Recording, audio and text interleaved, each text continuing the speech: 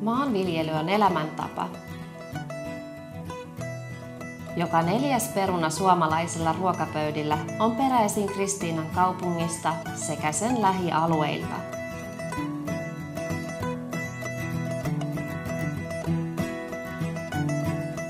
Lappeenrannassa aloitettiin perunan viljeleminen jo 1700-luvun lopussa. –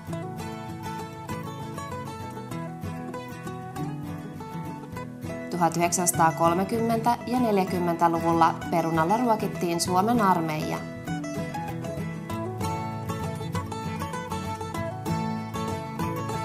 Me pidämme pelloistamme hyvää huolta.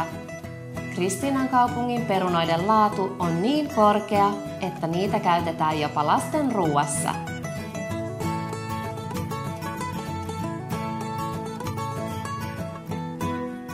Peruna-ala työllistää viljelijöiden lisäksi monia muita.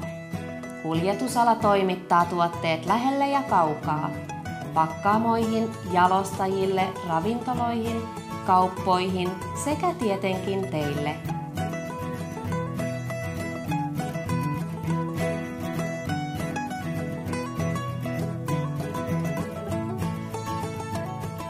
Meidän hyvistä perunoistamme voidaan nauttia myös ulkomailla, esimerkiksi Saksassa, Ruotsissa ja Baltian maissa.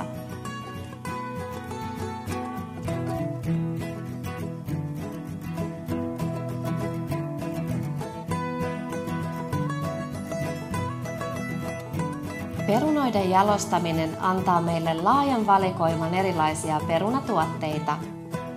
Esimerkiksi perunalastuja, perunahiutaleita, esikypsytetyt, jäädytetyt sekä friteeratut perunat ynnä muuta.